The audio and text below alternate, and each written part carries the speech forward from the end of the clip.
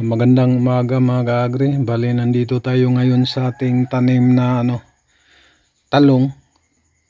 Ito yung bandang dito mga ka-agri. Sa garden talaga natin ay hindi talaga na ito. Hindi natin naasikaso ito mga ka-agri. Yan, nag-spray tayo ng bitchin mga ka-agri. Pampabunga, pampabulaklak, para mamumunga to siya mga ka-agri. Yan. Ito lang ginagamit kong pampabunga mga ka-agri, at saka yung organic na organic na mga dumi ng hayop, yung tae ng rabbit, tae ng baboy, mga tuyo na ba, saka yung mga dahon na rin na nabubulok na ba.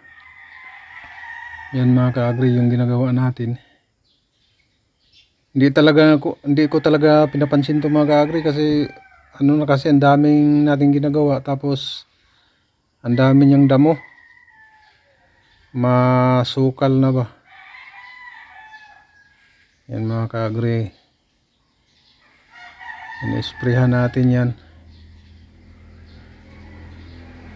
Wala talagang mga ka-agri, pinapabayaan ko na talaga to eh. Yan, sana mamumunga to. May bunga naman siya pero hindi talaga gaanong katulad nung nasa harapan na na pinagkuhanan palagi natin. Ayan, wala talaga. Kapag ang tanim talaga, kapag pinapabayaan mo, hindi talaga mamumunga ng maganda dyan. Pero kapag alagaan mo ng maganda mga ka-agri, maraming bunga na ma-harvest mo mga ka-agri. Ayan, na-realize ko kasi mga ka-agri, kapag ang isang tanim pala, kapag hindi mo inaalagaan ay pinapabayaan mo na lang, wala, hindi talaga mamumunga mga ka-agri. Yan ang na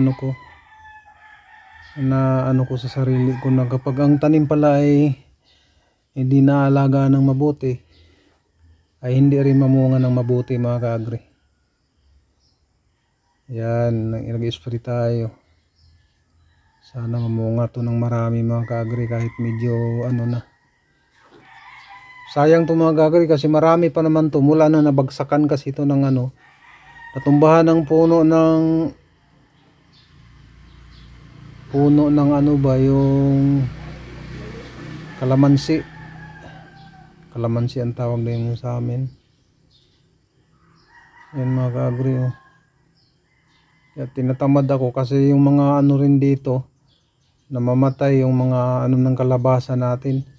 Kaya konti lang na produce natin na kalabasa kasi natumbahan ng puno, nasisira yung puno niya saka yung mga dahon. Kaya sayang ngayon mga ka-agri kasi ang daming bunga na yung yung kalabasa natin ay nabagsakan ng kahoy or na tumbahan ba, kaya namamatay, nasisira lang. Sayang ang mga ka-agri.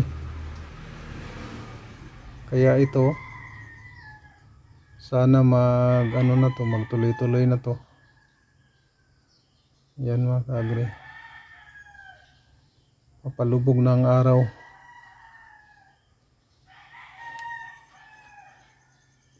Spray na spray pa rin tayo para sayang para mamunga ba. Yan mga ka-agri.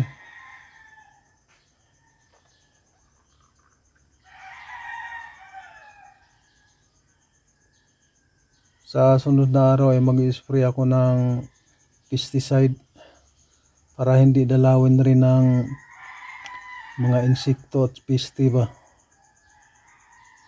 Yan mga ka-agri, yung mga kalabasa natin, wala talaga, hindi ko na talaga inasikaso to eh. Kailangan mo talaga palang mga ka-agri. Ayan lang po yung ating video ngayon. Marami pong salamat sa inyong panonood. God bless.